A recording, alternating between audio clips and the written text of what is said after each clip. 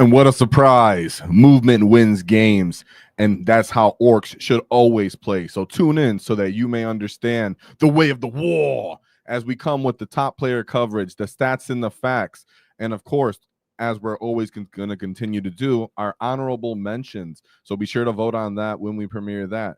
As you guys might have found out, Orks finally had a Cult of Speed appearance. So we're going to talk about that list today, as well as whoever wins the actual vote for honorable mention. So let's start with the stats and the facts so we can get a grounded understanding of where Orks are at. Some people have been doing faction tier lists.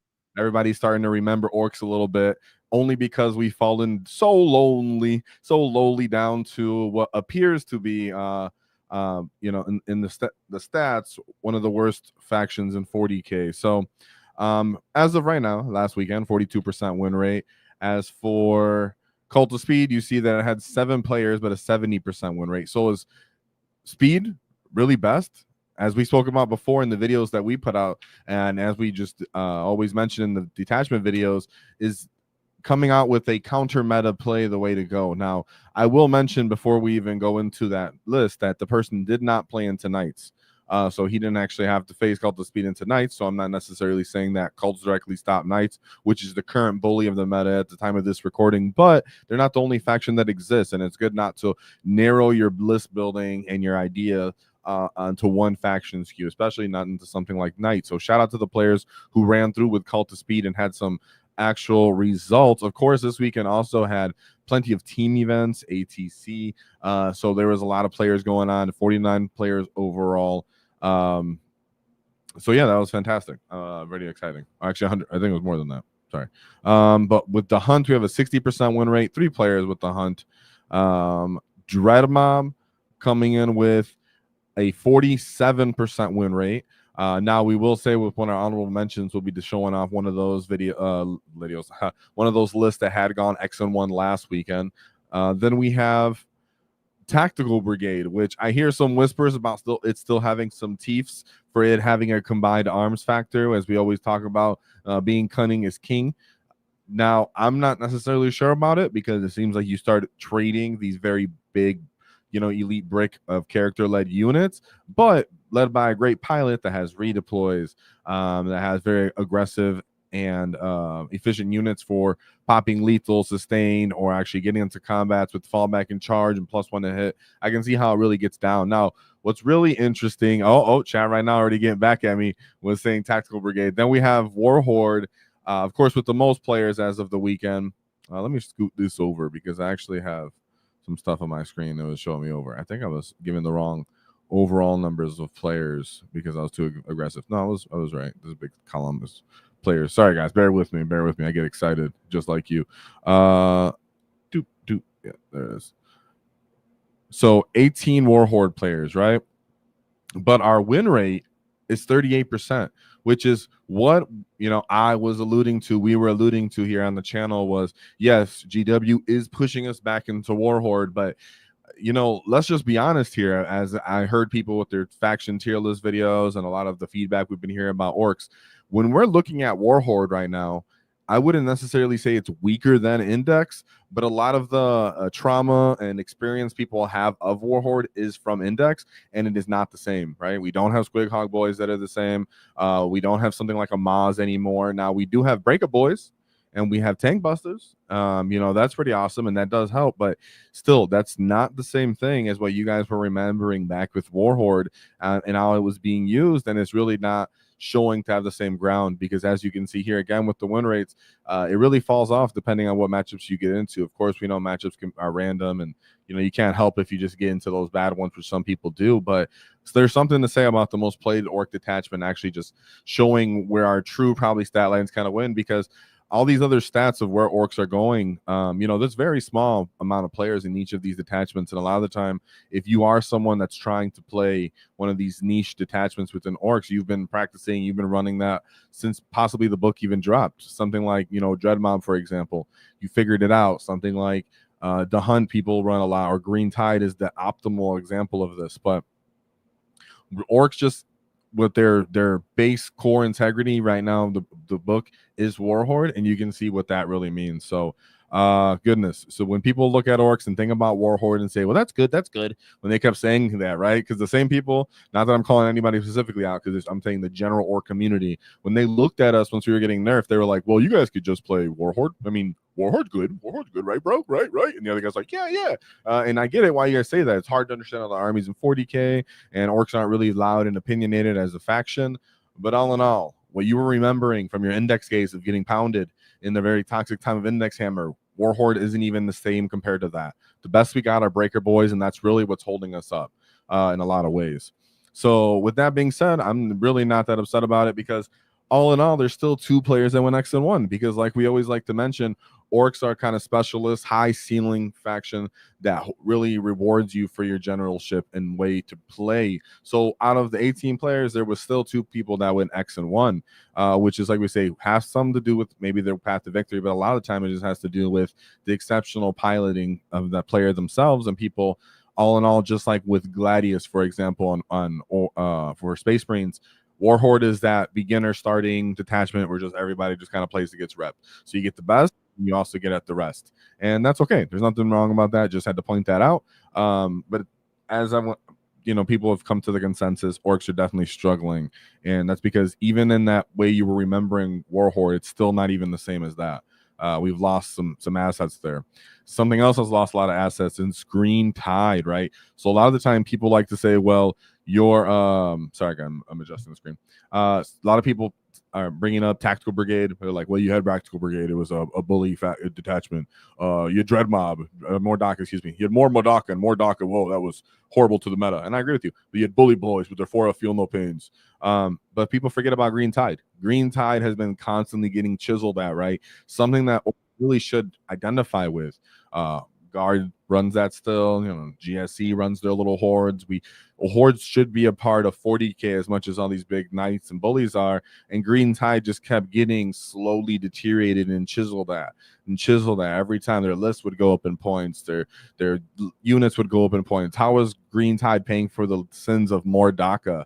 And that's how GW's balancing is going, that even something that's completely unrelated to what everybody's remembering as the bullying, annoying factions that are giving them bad dreams and nightmares, Green Tide came down with everybody else as well, sitting at a really skewed win rate. There are other factions that give them a hard time, and people would say Challengers card also really hurt Green Tide. It was funny because at first when Challenger cards came out, Green Tide players were like, well, I think I can manage it anyways. But it's like, well, not really, when everybody just gets to do either outstanding rules or just come back up on points for these odd stratagems. So Green Tide, on top of losing that, because regardless, Green Tide lost at least 1 unit from all its lists, from its core archetype recently when Mordaka got nerfed.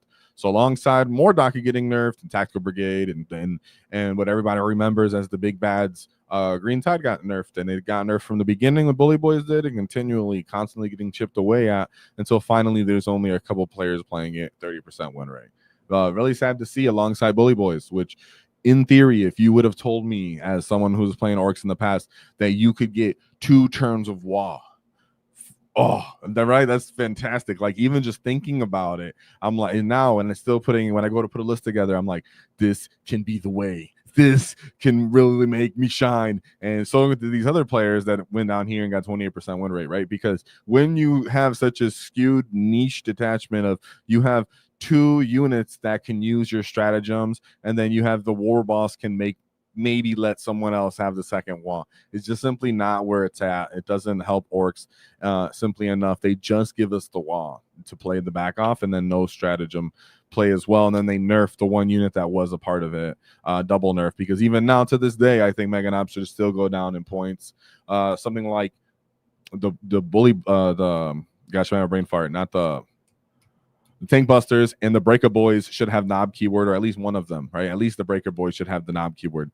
And there's ways they can expand it, but GW just hasn't really gone back and looked at how they could help Orks. But now that we finally made it to the bottom, right? And then there's the hunt love. It's funny how people are making the hunt work.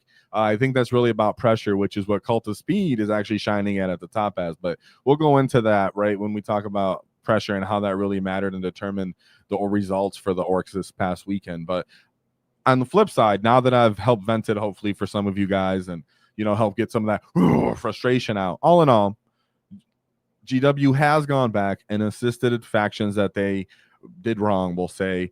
And all we can do now is get a little louder as a community so that we're noticed. Hey, this is what's going on, but here are ways that you can fix it that are reasonable. It seems like GW, like I always say, doesn't understand how to write rules for orcs.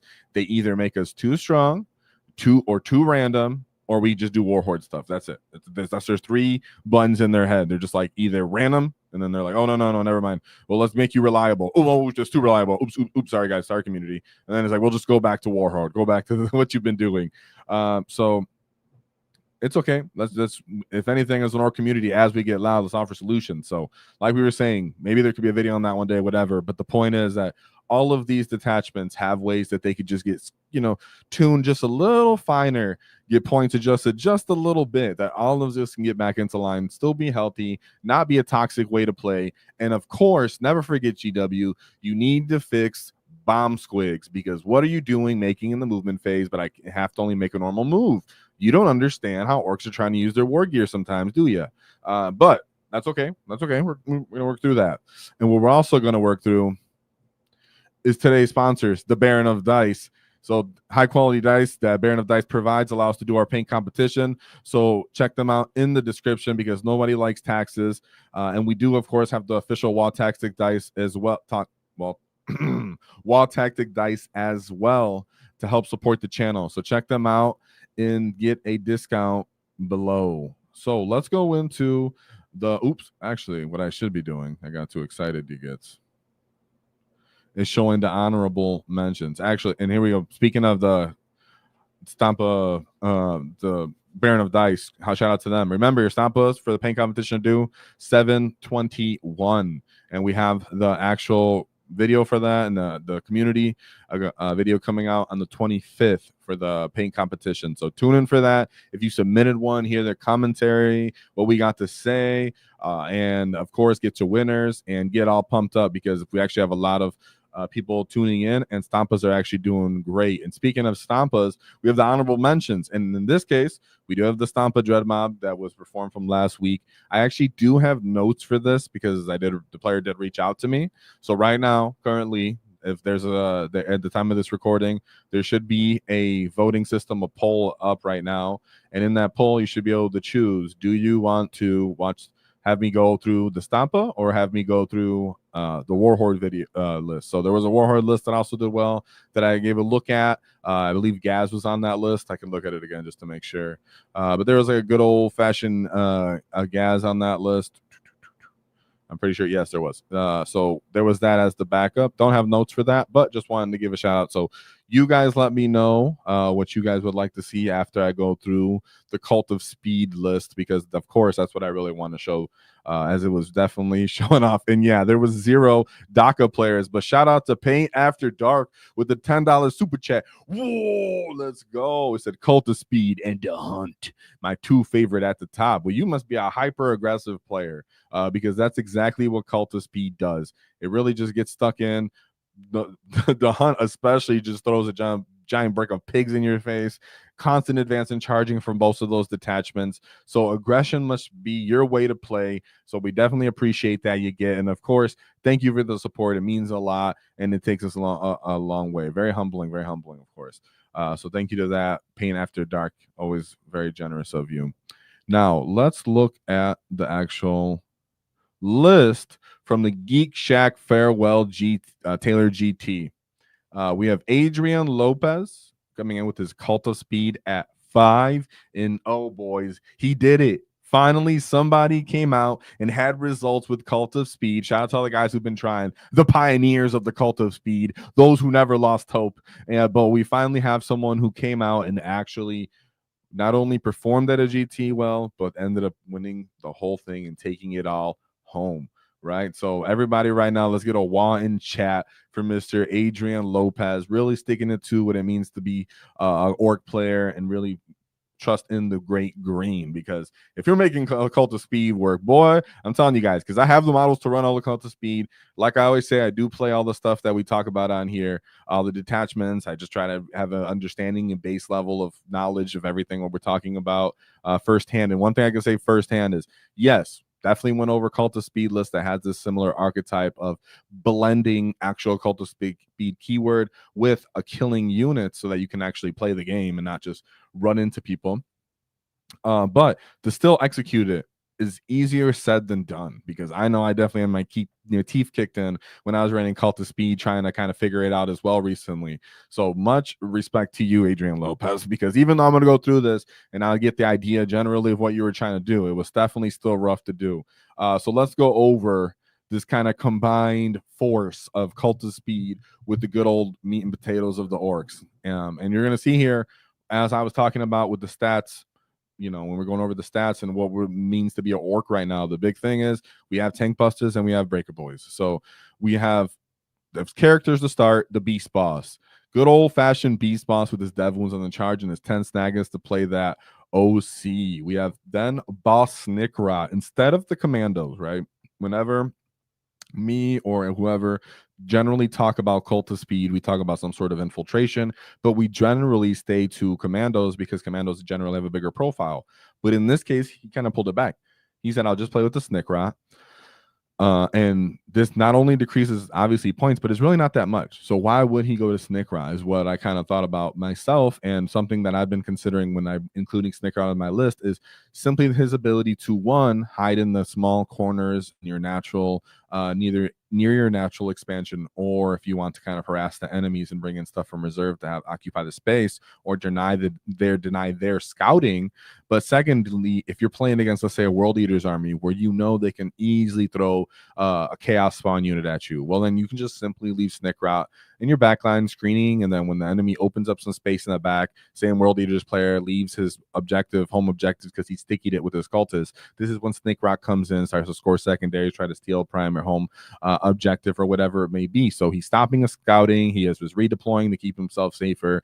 So he's a little more versatile than simply the big 10-man unit of commandos, where they're a little bit harder to hide. Enemy can kind of end up chipping away at them regardless if they're trying to get involved in the game, or you just don't have a good way to put good place to put them. Now, we do have the actual missions here that we're going to go over, and then the deployments. And one thing is they didn't have to actually play search and destroy. And that's something else that I spoke about when I broke down Cult of Speed, was that, well, you really will miss it if you're playing search and destroy if you don't have commandos. But in this case, he didn't play search and destroy deployment at all. Therefore, I can understand him just playing with the Snickrat, keeping it nice and simple, but still having that utility, which I think did have impact in his matchups as we go through those. 2 Death Killer War Trikes with no enhancements on this list at all. Something that's brought up to me by another really efficient orc player, shout out to you, to Big Boss, is, there's no enhancements on a lot of orc lists. And I think a lot of orc players are just tuning into more stuff and more killing potential instead of looking for anything kind of fancy to kind of tag on the back end.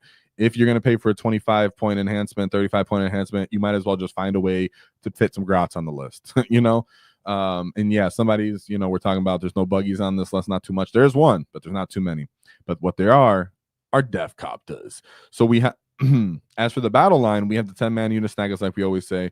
Now, it's not just for killing, but snaggers, what I like about them is they are good at combat outside of the WAAAGH. They're baseline 5 strength, and their dev wounds on the charge from the beast boss, their innate re-rolls, allow them to efficiently just get into fights even outside of the WAAAGH, which is what I find to be important about them, is that they have a consistent, continual way to play. They're not just like, well, only on the WAAAGH can I come out. Like, maybe, for example, your breaker boys or your knobs, where it's just like, well, all I have to do is wait for that. So we do have 2 trucks. Keep in mind, in this detachment, the trucks can pop 4 up invuln for 1 CP. That's pretty awesome. He has 2 unit of breaker boys, and then he has 2 unit of tank busters. Neither of these units have a character, meaning you can either mix and match a breaker and tank buster into SWAT teams, into trucks, or just put double down depending on the deployment and the enemy or matchup you're going into. I like his faith into both of these units without characters. Now, I will say tank busters are just kind of, in my opinion, quite unreliable without a character. But the enemy can't rely on that, and just having more rockets, more blast alongside your other somewhat inefficient, quote unquote, it is quite inefficient shooting, yet a lot of damage 3 shooting just means you're doubling down on the dice. You're just rolling them out, and eventually the dice are going to get in your favor. At least that's what the Orc player's thinking here. And that seemed to work out. And then the Breaker Boys. Breaker Boys, as long as you're waiting for the wall to go off on them and to get your attacks a good amount of time for a 16 wound vehicle or a 12 wound vehicle, you could chip it down, whatever it may be. Maybe some mortals, some shooting from all these rockets around the field. Breaker Boys come in, finish it up. But you need that melee to really get the enemy's respect and deal with all these tough chassis and monsters and everything that exists in the meta. But the real backbone of this list, right? The core of this list, its foundation, is the 3x6 Def Copters, 18 max Def Copters. Whoa! Now, it's funny because if you ever go back to our videos and index, which you never will, but so I'll tell you now, is that this used to be a meme when we used to joke about, max Def Copters being actually on the list before I had our codex, and now we're looking at, well, here we are with 18 Def Copters. Sorry. Right? Another thing that I wanted to point out here is that each Def Copter unit was running 2 custom Mega Blasters. Now, people might say, well, I like the blast because I want to have more blast weapons into enemy infantry bricks, and I don't want to take hazardous on myself. I understand, but when it is time for those Def Copters to come out, there's a lot to say about just having reliable quantity of shot outputs, right? Because when you do come out to play, and a lot of the time these are going to be the units that are going to be taking your offensive stratagems, you really just want to make sure you get enough shots for your stratagem to be useful, right? To be actually valuable and get some return on it. And that's where I found more value in running custom Mega Blasters. And being able to spike the D6 damage and bring fear to the enemy in that kind of way, I found to be respectable as well. But there is something to say about just assured volume, and having just flat 3 shots alongside those blast weapons feels really good for any of our stratagems, whether it's sustain or getting within 9 inches and getting lethal, and then using the lethal strat instead, and having all this kind of reliable shot output means you're more likely to actually get value from your stratagem. So. And yes, they're 4 wounds. Even if you blow yourself up, you take a 1. Now he's not necessarily dead. You have to roll more. So good to point that out. 1 Gretchen unit, because that's all you can fit. You already got a lot of stuff on the field. You just need your CP return. Just need your whole home objective to be held. You have other stuff all over the place. Like I said, you can use Snickrot for another screener in your backfield. And then the 2 tank busters, as we mentioned. Yeah, 2 big bricks of war bikers, followed by 1 Boomdaka Snazwagon. Keep in mind, the Boomdaka Snazwagon's datasheet ability does not work against vehicles or monsters, but it does have an aura of -1 to hit within 6 inches of the Boomdaka Snazwagon. So you do like this to go up the field alongside your bikers, or if it's later, maybe middle of the game, once your Def Copters have come more into play, it could be a way to keep your Def Copters from dying when they pop their 4-up and vote into combat. Either way, the Boomdaka Snazwagon is quite valuable at 70 points. Good volume of shooting, has built-in sustain on his weapons anyways. And now people would say, well, we don't have a lot of buggies on this list. Buggies just are not efficient offensively in any sort of manner, take a lot of battlefield space. And in this case, you drop all your buggies for the 2 more reliable and efficient data sheets that do have the Cult of Speed keyword, which are the Def Copters and the War Bikers. And the Def Copters are already a big profile. Generally, going to put one of these units into deep strike regardless. The War Bikers units along the trikes are also gigantic profiles, guys. So in a lot of ways, it's not just about, well, I want to bring the speed free keyword, which I did, which I felt the repercussions of that. You just want more damage output, and that's where you're just going to kind of gut the rest of those Cult of Speed units and stick in these damaging units without all the character support is what I like to see. So that being said, let's actually go over his path to victory, because we do have some of it. We have his missions and what's going on here with his opponents. So let's get a wand chat for that. Whoa! And I absolutely, if you guys want for the after action reports, I'll do the Def Copters. I have a Stompa coming out this week. We'll keep a lookout for that in the members video. And then it'll be public and with a couple weeks, but I'll do one with Cult of Speed if we get enough support.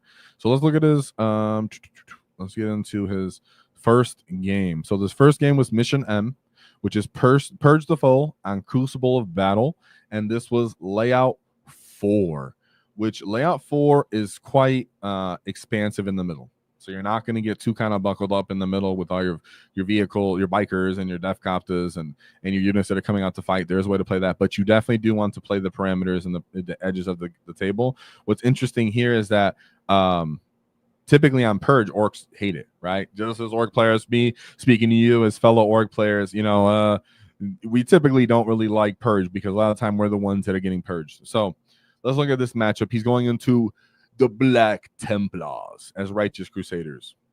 So we have Chaplain Gelmaldus with High Marshal Helbricht, Lieutenant, and then Lieutenant with Combi Weapon, followed by 1 unit of Intercessors for the sticky objective, followed by 2 big old bricks. One is a Primaris Crusader squad, and the other is a Primaris Sword Brethren squad. And his list is actually called 2 mobs, or 2, what are they called? 2 bricks and a dream. Yeah, 2 bricks and a dream.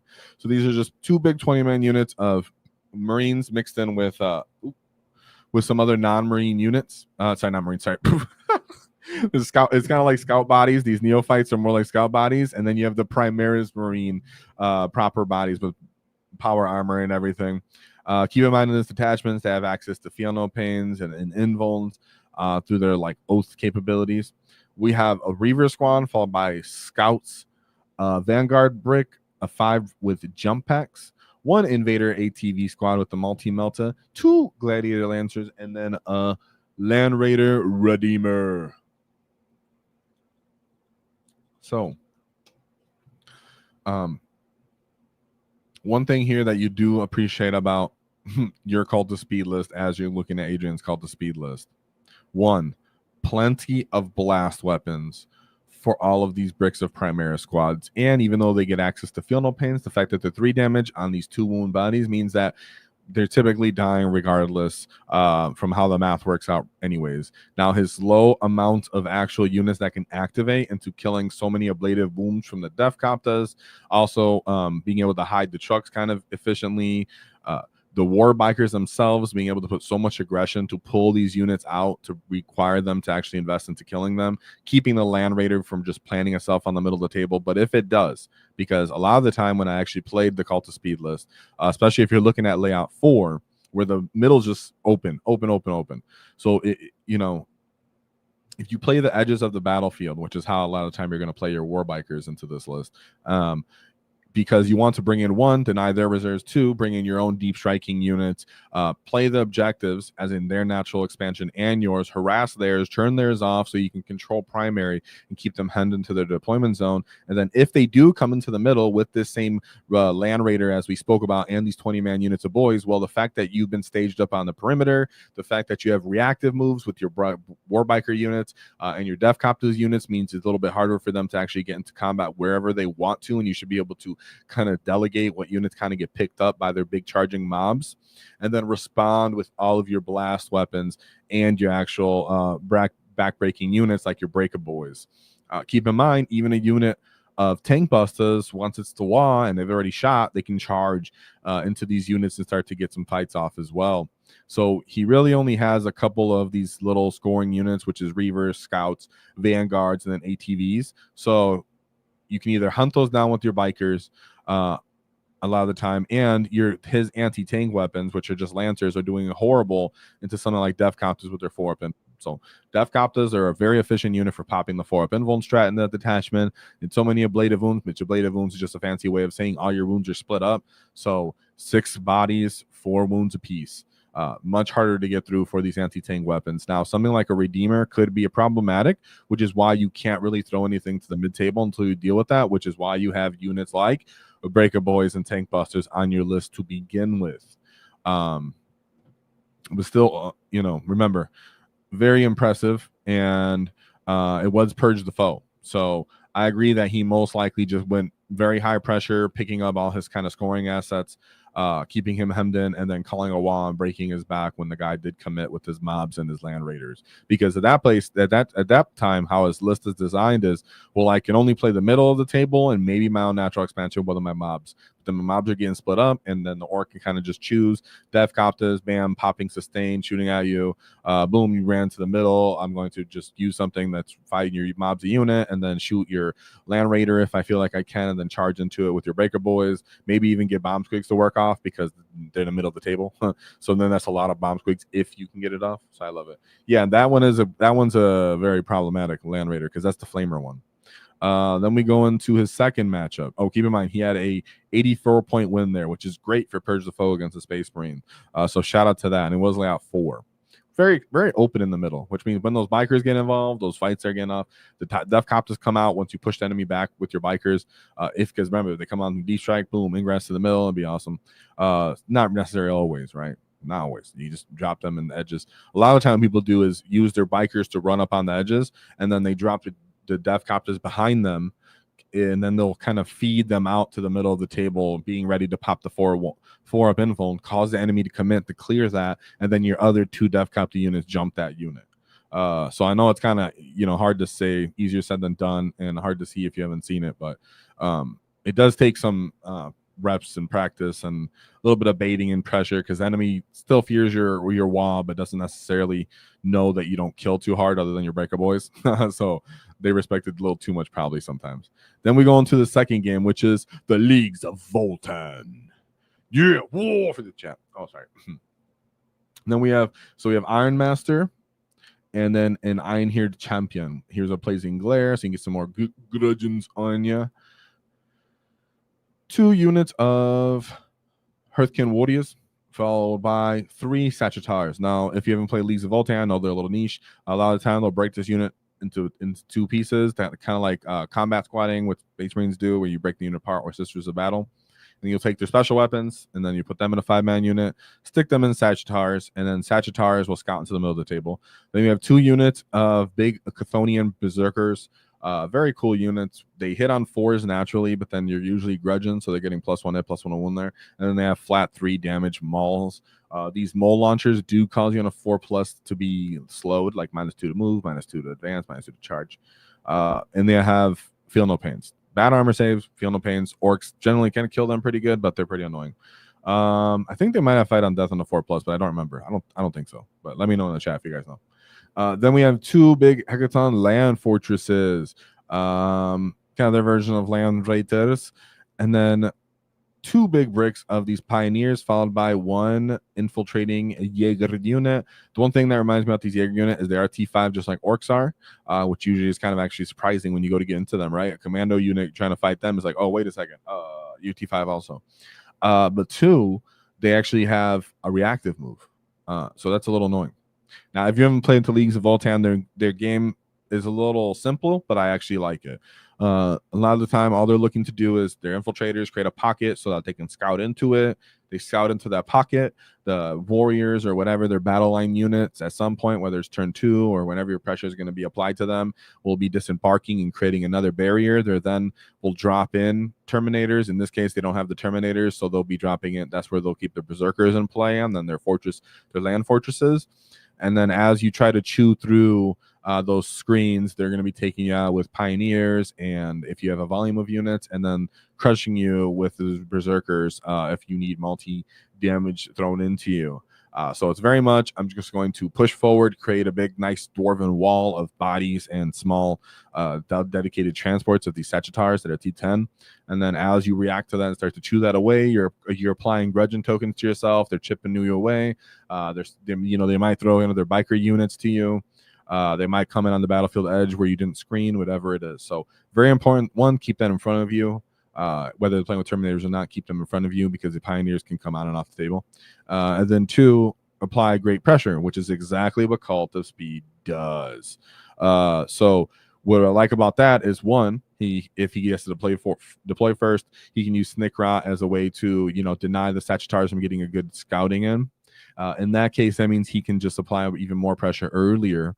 We do have to keep in mind that those little Jaegers can reactive move and try to like stop your bikers from moving forward, but you'll take that charge. You'll fight them, give yourself +1 to wound in this detachment, be able to shoot at them with some of your small arms. They don't have good armor saves, so you can at least win that exchange.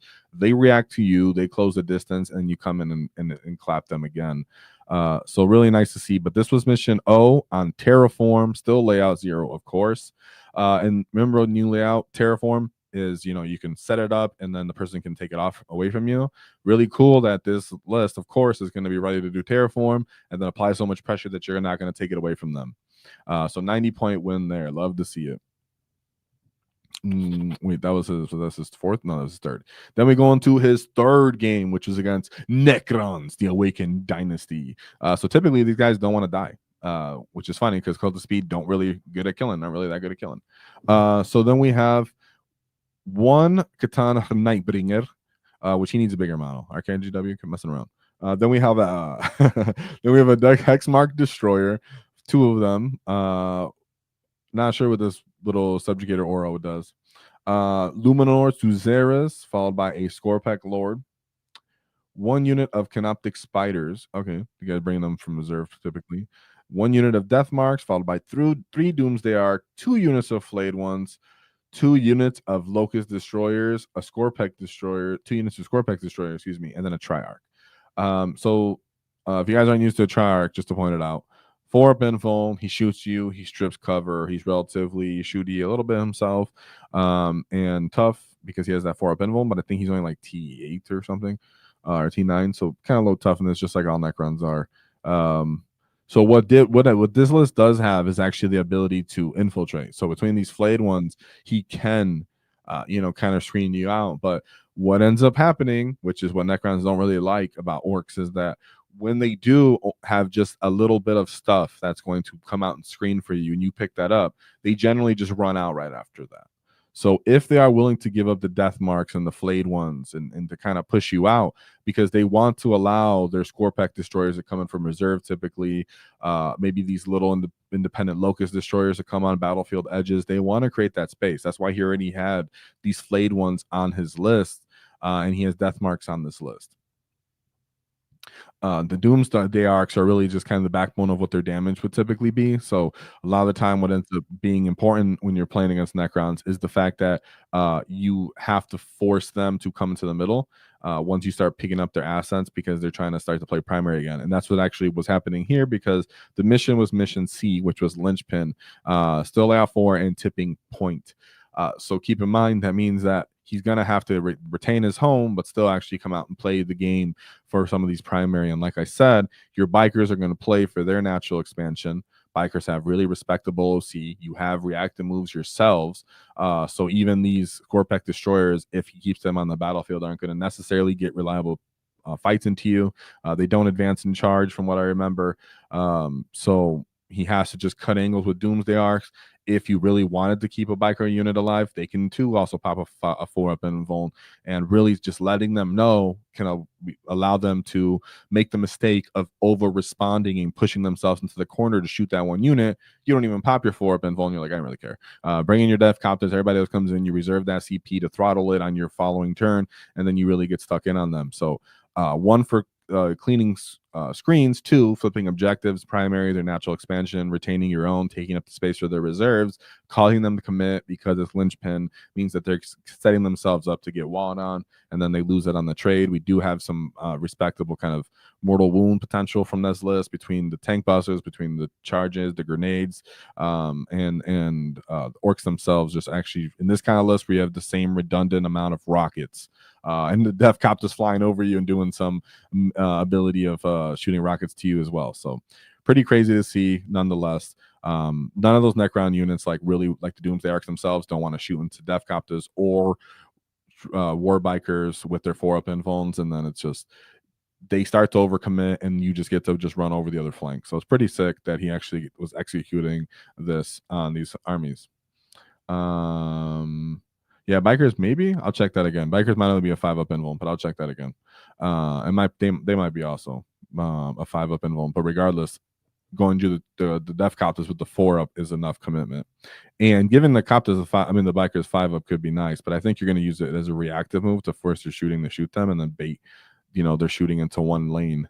And I think because you're going to be like, I'm going to react to move my micros away from you. And they're like, oh, shoot, I'm going to shoot you then. Otherwise, people will just, if you don't have the react to move, they'll just move up, charge your unit that committed to clearing their screen, and then they'll shoot what was behind them. So that's why the reactive move is so important. That's why I'm mentioning it. Then we go into, the Coptus can have to fly over for the grenades.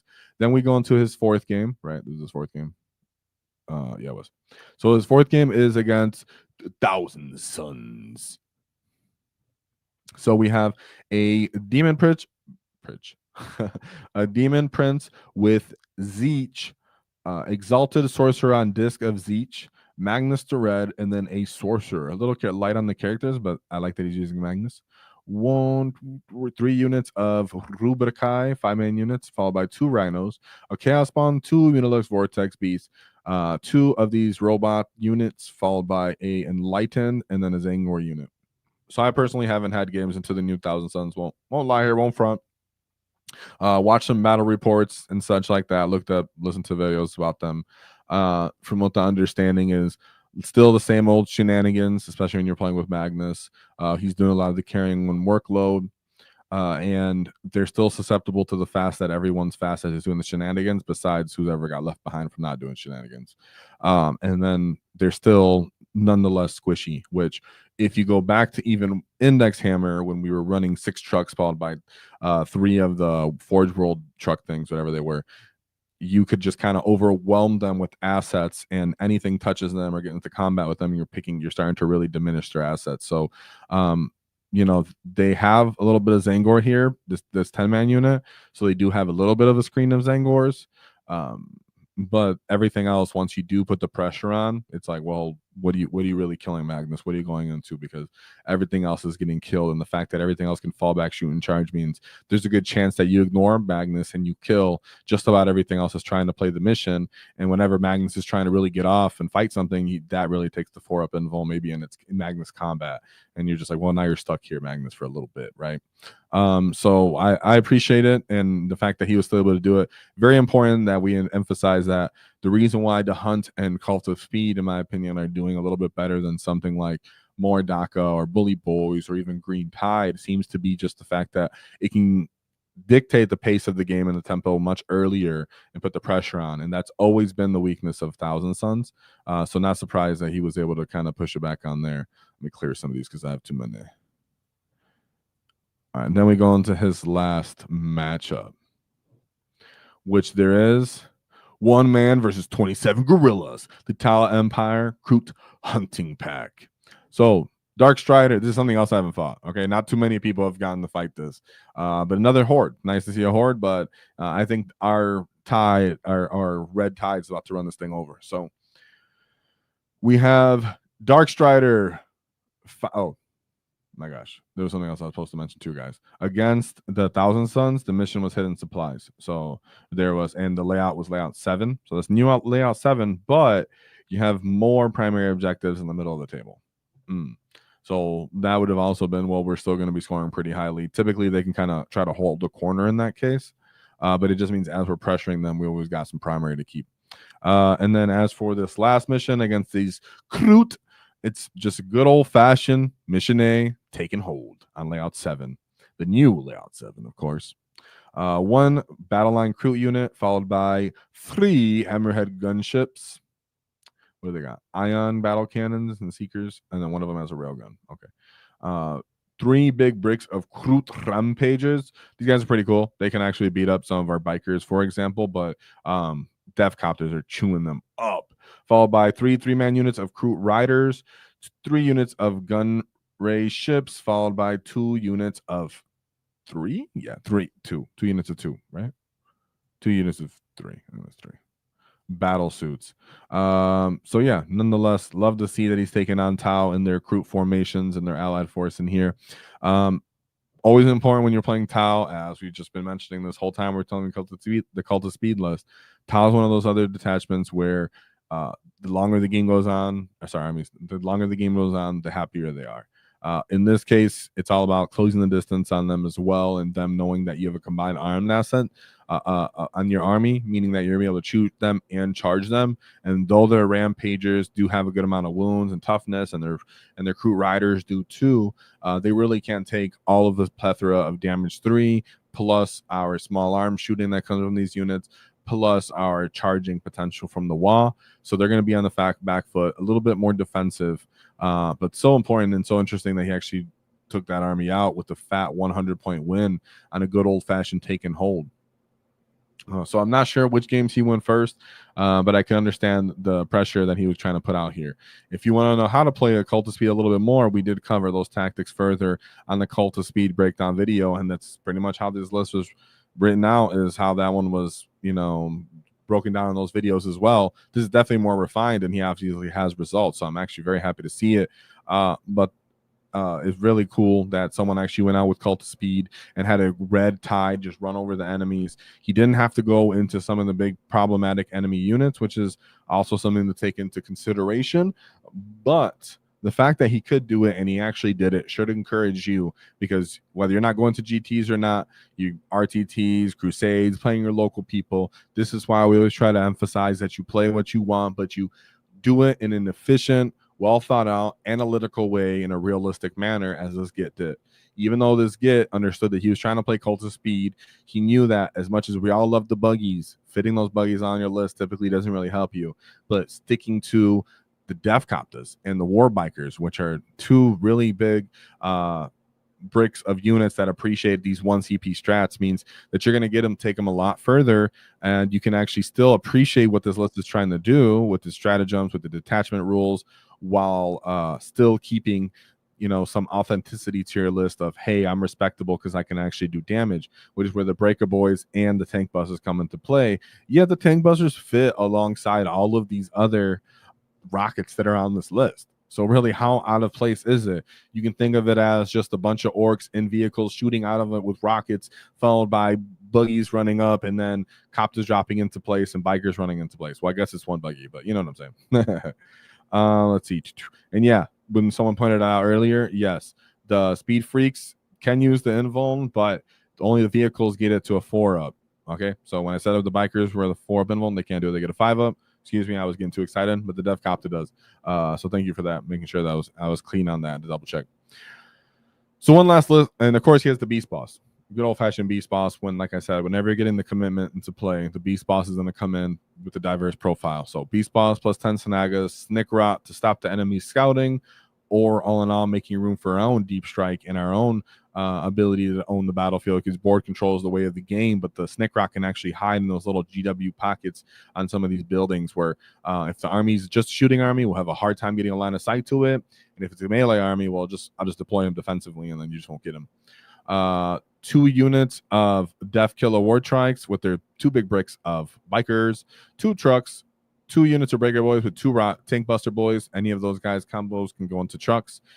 3 big bricks of Defcopters, 1 minimum size unit Gretchen, and then a Boomdocker Snaz Wagon to really nullify that clapback when the enemy tries to respond in combat, and get more out of your wall in your 5-up invuln, along with all these weird ablative wounds on these nice toughness 6 chassis. So nonetheless, shout out to Adrian Lopez for his Kult of Speed, proving that red ones indeed do go faster.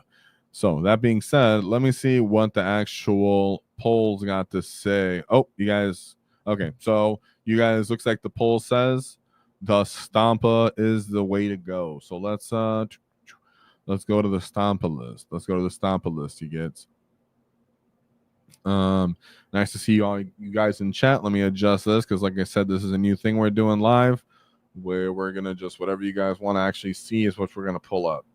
Luckily I do have it over here on the side. Let me just get through it and the notes. So I don't have a slide up for it for the actual list like I was just showing for our boy, but I do have the list up here I can pull up for you. And since it's a Stompa, it should be pretty easy. So we do have Tom Rustum at this Leeds 40K Super Major, and he's actually in the chat. So shout out to that Purple Tiger. I'm pretty sure that's him. I'm pretty sure that's you, Mugget. So let's take a look. He actually did give some notes. So we'll be able to cover exactly what's going on more so with this Stompa list. But let's get into this cunning get Stompa wall, because this one is different than what we've seen in the past. And I've looked at my fair share of Stompa lists and ran a decent amount of Stompa lists. So I actually did appreciate this get. So we have, to start off, one of my favorites, a good old Big Mac. Big Mac finally getting some love, right? Because, you know, ever since he's been released, and I'm one of the gets who's also said, you know, what the heck is up with the Big Mac's rules, GW, right? Like, is he a combat asset? Is he a shooting asset? Is he confused? Like, what's this get doing? But our boy was not, Tom was not, dismayed, and he brought the Big Mac with Get Finder goggles. So this crazy get was trying to ignore cover with his boys. That's literally what he was trying to do. That's what it says on here. That's funny. A lot of the time, usually you bring the stealth. Then we have two, but because he's using it for the Ludas, he didn't, of course, right? But if you're bringing the 20-man unit of boys, you would think Big Mac, but he didn't go there. He brought it for the Ludas, which is absolutely the best looted unit you'll all see in 40K, and it was completely it was completely hit indirectly by the more DACA nerfs, because now this unit went up to 115 points. So this used to be such an amazing packet for the Big Mac with Get Finder goggles on the big brick of Ludas with ignore cover. It was definitely one of my favorite units in all of Dreadmob to play consistently, and it still very much is. The fact that the Ludas finally gets to ignore cover, sustain, have access to sustain in this, the custom Mega Blasters on this unit as well, and then of course the Big Mac himself having the custom Mega Blasters. It's pretty sick. So you're just getting all these, you're getting 9 custom Mega Blaster shots coming out of this unit, and then him himself being able to, run up and fight with his power claws. Now, the real thing here is that his point cost is really the way. It used to be the Big Mac with shock attack on what was brought, but not anymore, because he just costs too much. And if you are going to bring a Big Mac with shock attack gun, typically because you have the points, but the Big Mac goes really hard. The Big Mac with shock attack gun goes really hard, in my opinion, on Overwatch. I absolutely love it when you get lethal and you get the -4 AP, ignoring cover on some kind of vehicle unit moving into the mid table. But if you don't got that, the Big Mac with all his custom Mega Blaster shots ignoring cover still feels absolutely great. Pretty much, essentially, -3 AP weapon right there.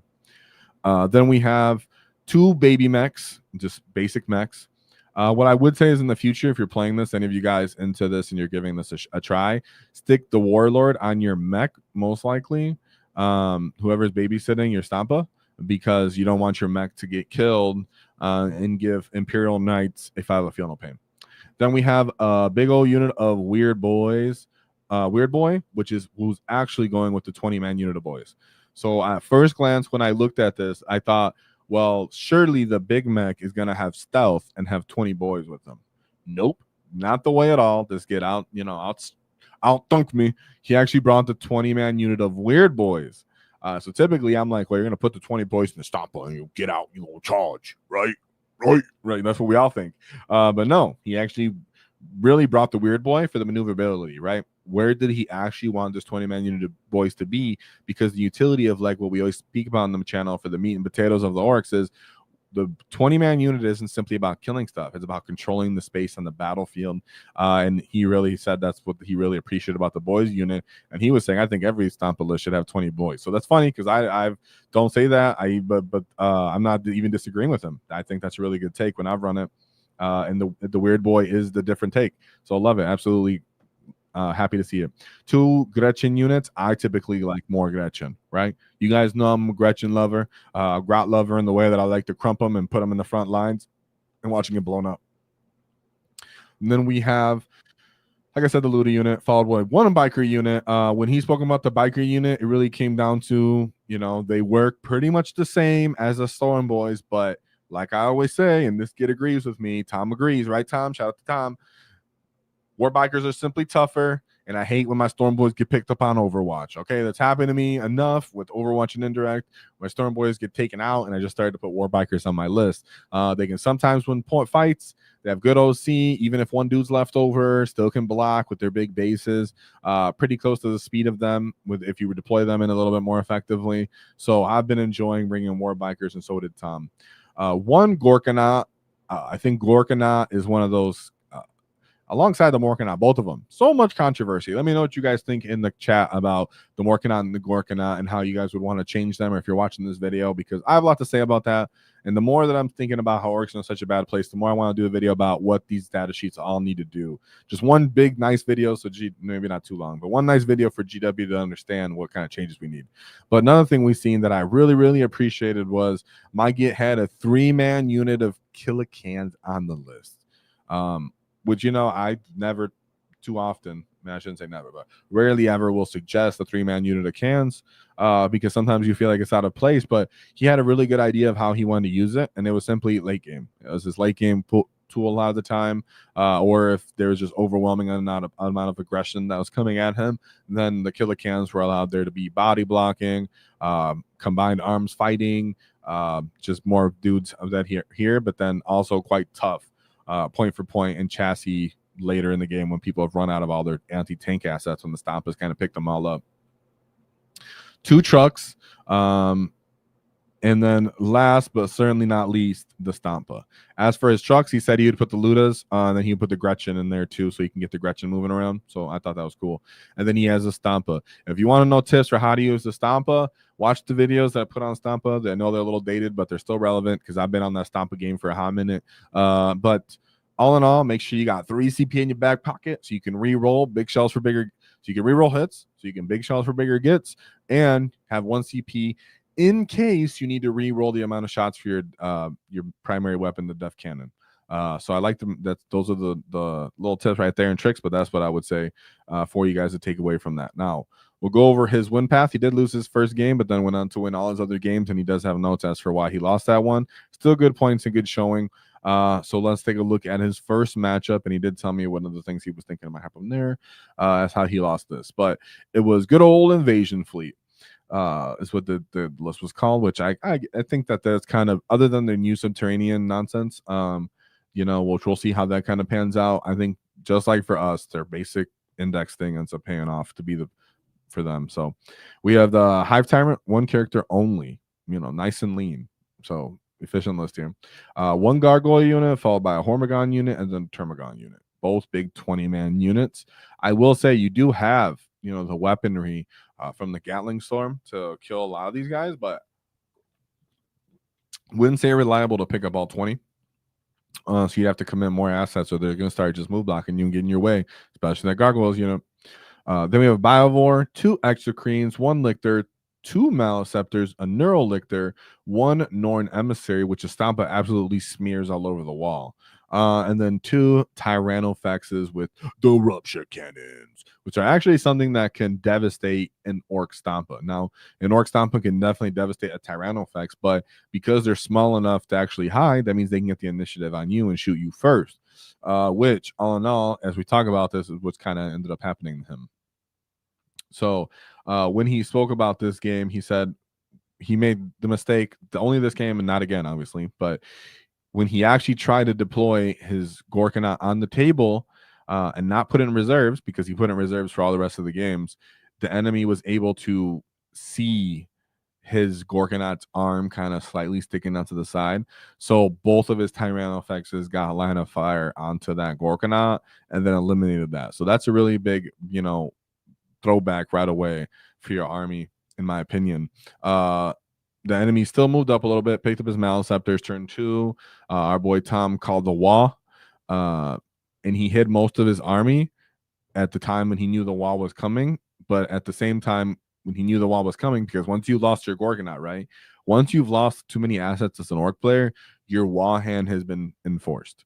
That's regardless of what detachment you're at. Once an Orc player loses too many assets too early in the game, he ends up calling the wall because he starts falling back on his invuln. He starts falling back on the ability to, I have to go start killing your assets and I have to take up table space. So as the Tyranid player knew that this was going to end up, you know, coming out, he move blocked the Stompa with the Gargoyle unit, which is the hard part about the Ludas, which Ludas were really good at Overwatch if you're on an objective.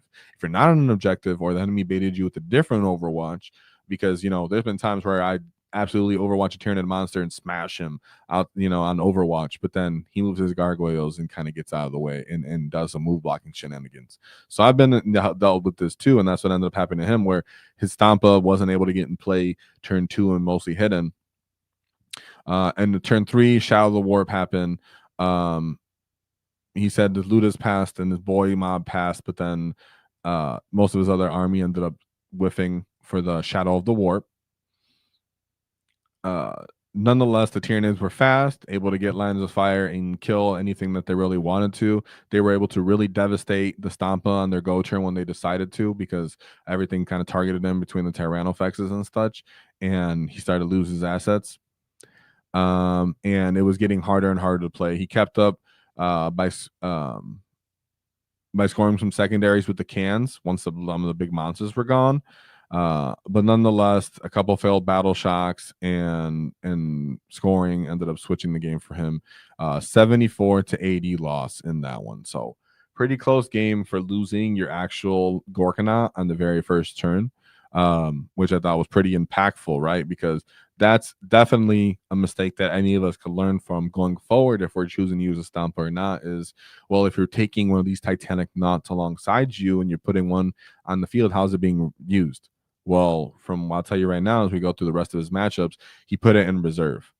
So he learned from this game. Well, the one game he didn't put in reserve, it cost him, you know, and I totally get you on that, because the Gorkanaut has just no invuln other than that, and he's pretty big and kind of slow. So reserve feels pretty good for him just coming in. So then we go to the second game where Tom's kind of riled up right now. He's ready to go, and he goes into everyone's favorite. Oops, sorry guys, move some stuff around here. Okay, where he went into fellow greenskins, the War Horde. War! As he went into Gazgul Thraka. We had a green, mean fight going on here where these guys had a orc off. So we have two war bosses, one Follow Me Lads, one was Super Cyborg Body, one truck, followed by Battle Wagon, one Breaker Boy unit, one Burner Boy, one Death Copter, his own Gorkanaut. Ooh, we got some Titanic going on here. Two Gretchen units, one Commando, one 3-man unit of Mega Knobs with twin kill saws, a big old brick of knobs, and then 2 units of Storm Boys, followed by 1 Tank Buster unit. So shout out to our fellow green skid, Adam Rowe. Whoa, let's go, because we all mean and green here today. Now, as for his notes, as for how this went, he had to use some cunning because orc aggression is a real deal, and you got to be ready for the gas. So he said both of these guys ended up deploying on the line, but he put his Gorkanaut in reserve with the mech, as we spoke about. Keep in mind, if you guys want to know, if your Gorkanaut is in reserve or any kind of vehicle is in reserve, we've covered it in how to use mech in other videos. But when that Morkanaut comes, or the Gorkanaut, excuse me, comes in from reserve, the mech can still jump out, and then he can turn around and poke him, and then it's the end of the movement. So you can still get all the buffs on him if you come in from the reserves. You know, if you're choosing to try to get like a 9-inch charge or something. So just wanted to point that out to you guys if you're doing that. Not saying he did that necessarily, but just let you guys know. So he said he ended up going first, as in Tom was able to go first. So he moved his trucks up and dropped Grots. Just perfect, you know, perfect strategy to do here, because as you can see, not much reliable shooting from this list. Of course, he has a little bit of commandos that can come get in a fight. He has some Death Copters, some Burner Boys. But if you guys know, the only thing that might kill these guys, but it has horrible range, is the Burner Boys for like an easy, cheap trade. So right away, by putting this, you know, Grots early and dumping them forward, you have physical screens, you have taken up table space for reserves, and you're going to force the orc to run up and start trying to clear them. So I like that he did that. Very clean. He took his home objective. And then he said the Stompa just killed some commandos pretty easily. And he tried to hide away from the Stompa. On turn 2, Tom ended up calling his Waaagh, and he called his war bikers to run up and got totally block gas and the battle wagon. At this point, the killer cans moved up. And the Stompa ended up moving up, touching a rune, looking over the rune, and then shooting down at the Gorkanaut and the battle wagon and crumping them. So absolutely heartbreaking for the orc player to lose that. On round 3, the enemy called his Waaagh, and where he ended up trying to Gaz ended up killing the Stompa turn 3. So shout out to that kid. Whoa, for actually pulling down a Stompa with Gaz. We can all appreciate the, you know, the profit of the Waaagh being able to pull down a Stompa. But nonetheless, his tank bosses got taken out. His knobs got taken out, and Tom continued to score with his assets, and he was still killing the our fellow orc players' assets between killing the knobs and some of his the boys. Because the boys were still around, his big mob of boys was still around to keep jumping, trying to take objectives. So it's pretty cool. Then we said on turn 5, he kept shooting. I don't think the Morkanot died at any point in here because Gaz already was killing the Stompa. But Gaz himself did get taken out by Ludas, on Overwatch. So chances are Stompa on the middle objective. Gaz was on the middle objective punching him. Gaz wants to move off the middle objective. Stompa, Ludas end up overwatching him. Boom, pick him up. Nothing to be surprised at, to be honest, with how devastating the Ludas can be on Overwatch with those custom Mega Blasters. But the fact that it was round 4 was kind of surprising. That's pretty late in the game. So shout out to you for that one. Pretty close game. I think he said that was a 70-77. So love that. Great game right there between the fellow orc players, with Tom ended up pulling out a win there. So then we move on to his game 3, where he went into the Imperial Knights. So this is, yes. So he's going into the Imperial Knights here. Let me see if I got this stuff. Yes. So sorry guys, I scrolled past something right here. Yeah, let me see what the chat's saying. All right. So then he has his game 3 where he's going into the Imperial Knights. We have Canis Rex, a Knight Warden, followed by 3 Helvrins and 6 Warglaves. So a bunch of baby knights followed by Canis. But what I will say personally is I know the Stompa gets down on these gets. So let's see what we had to say. He said deployment was very hidden. And of course, he kept the Stompa in reserve, just like we said. And he also put some bikers in reserve. He ended up calling a Waaaagh turn 1. So he called his Waaaagh turn 1, most likely just because he knew he was going to throw his boys forward and he knew he was going to need the 5-up invul on all his assets to survive the night onslaught initially, and then knowing that his Stompa and his rest of his assets were going to be able to pick that stuff up. So he said the enemy went first, moved the Arbingers up to the corner objective, so to his natural expansions, and he kept the big dudes hidden. He ended up jumping in response. Tom ended up jumping one of those Storm Boys, some of the Storm Boys, with that big mob of boys to his natural expansion, and the Gretchen ended up running up the field as well. So the boys got up, flipped that objective from him. But on round 2, the Knight player ended up pulling Call the Horde, which in Tom's opinion ended up leading him to make some poor decisions, which ended up leading to him lose the game. As in the Knight player ended up losing the game because he kept Call the Horde for too long.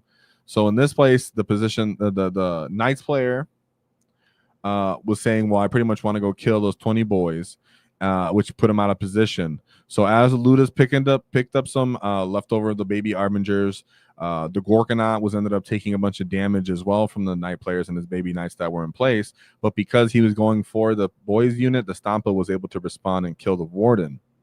So he's still struggling. And then as well as the Knights player is struggling to score primary, because keep in mind, he put his boys forward, he's killing them, so he can't put a Knight on the middle objective or any baby Knights and hold it on the middle objective because Stompa will smash them. And then whenever he tries to go to his own, Tom threw some Grots forward or some other units and start kind of harassing his objective. So at this point, and the enemy's still holding on to that on round 3 and there's Cull, which is why he didn't actually get to score that. So he didn't score his primary and he didn't get to score his secondary because of that. On turn 4, he said the Canis finally went to Stompa, but because the runes and how they were set up, Canis couldn't actually get a charge onto the Stompa, because if he did, he can kill him, but he didn't. So in this case, Stompa stayed alive, which means if the Stompa's still alive, he can kill everybody else. And in response, Stompa killed Canis Rex.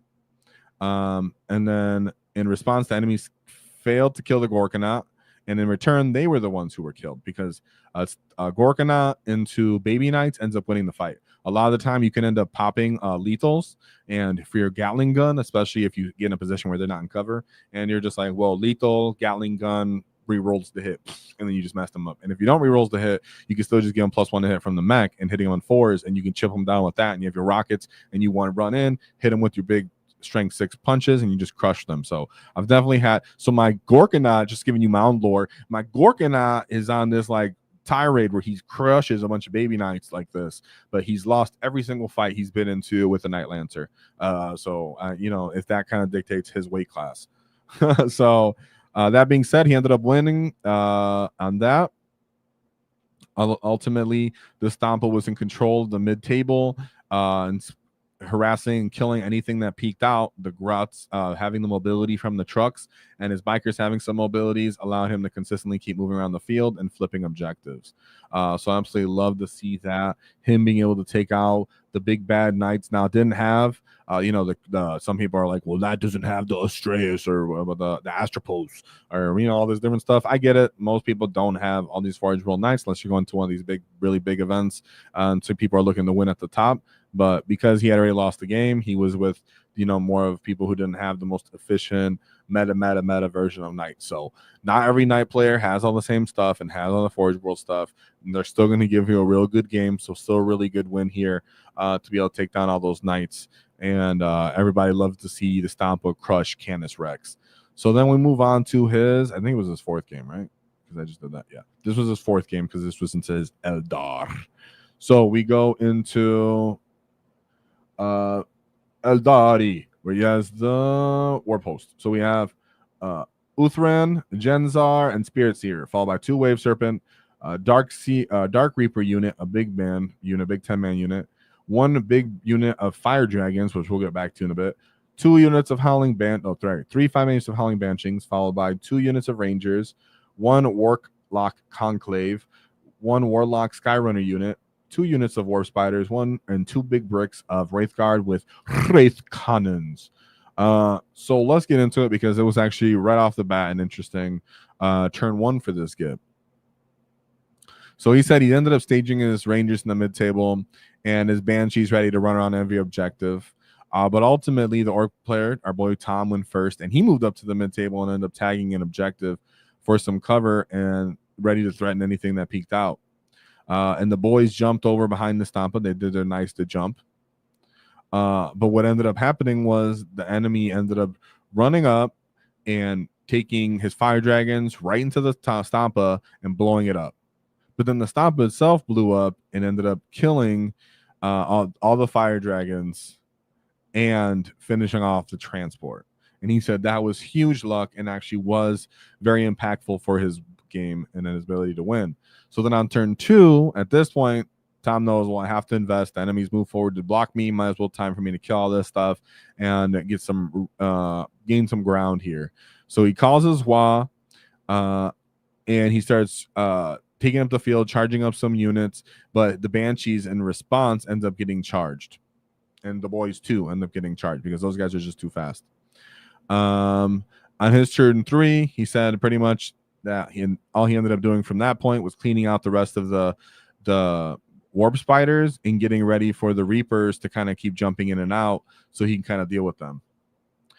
Cans finally get into play round 4, like we spoke about how you lose those cans kind of late in the game for him to end up doing that. But in response, Tom ended up taking his big unit of boys and jumping into his back line so that his units actually had to respond and go back to his home objective and try to save it.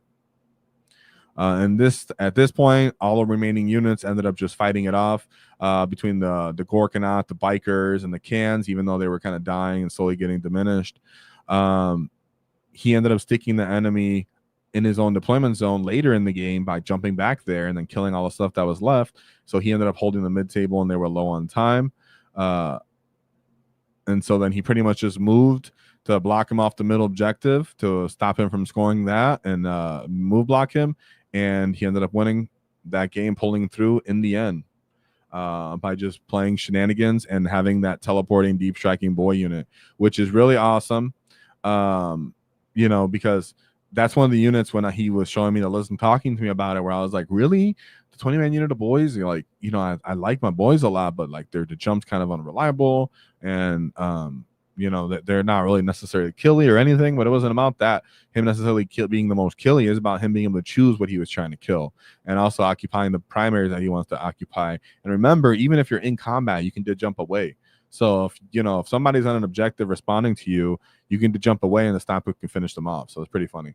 Then he goes into his round 5, I believe. Did I click something wrong here? Sorry. Yeah. Oop. And then he goes into round 5.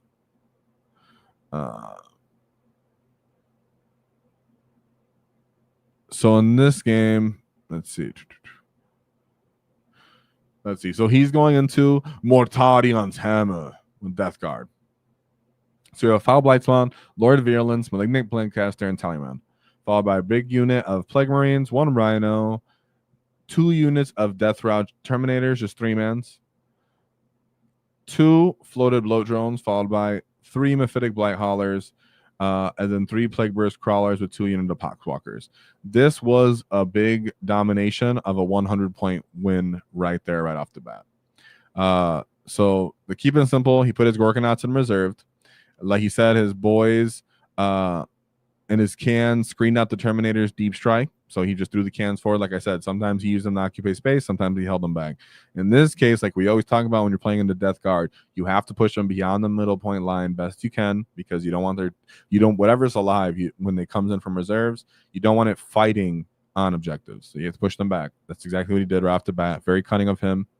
And to keep them back. And he said the Stompa was that everything was hidden from the Stompa, because the Stompa could kill absolutely everything, right? Everything on here is just little chassis of armors and tanks and stuff like that. So keep in mind whenever and Death Guard, none of these vehicles are going to be really good at killing a Gorkanaut, Morkanaut, Stompa, whatever it may be, because it's T12 or greater. So all of these dudes are going to have to at some point commit. They're going to have to commit multiple assets to kill one of these. And so by our boy Tom being able to move block them and push them all back, saying, well, if you don't, now that you didn't choose to come out to play, I'm going to force you to come out to play to kill me, or I'm going to hold you in the deployment zone. And then when they do, he has his looters that can respond to anything that stands on objective and overwatch them, or just simply smash them. 2, he has trucks that are fast enough to move his little trash behind his first initial screens and keep scoring the points while he's taking up better positions to kill his responding units. So he ends up killing the Plague Marines with his looters for the most part. On turn 2, he called the Waaagh, and the Gorkanaut came in to help the boys. And the Gorkanaut at that point just started to walk down the flank, because, like I said, not much in that Death Guard army is cleaning up a Gorkanaut, Morkanaut, or a Stompa from Team 12, whatever it may be. And any of those things might be running away from the Stompa itself, because if they try to respond to the Gorkanaut, they may be killed by the Stompa. So the Plague Burst Crawlers can do some damage to them, but it's not reliable. Like the Mephitic Blight Haulers and stuff, they're not reliable to kill a Gorkanaut, and Gorkanaut will just run up to them and crush them, shoot them away a little bit, chip them away, so only 1 big 6 damage has to get into them, and boom, they're gone.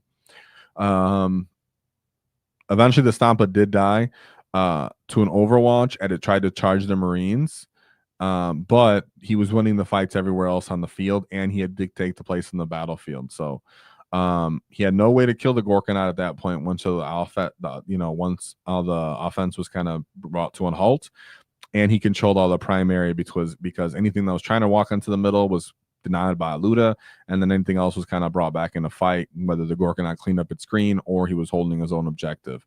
So all in all, he said that there was some luck, but it was a great job with the casino mob. So let's take a look at his list one more time, as this did a great job. Roll away.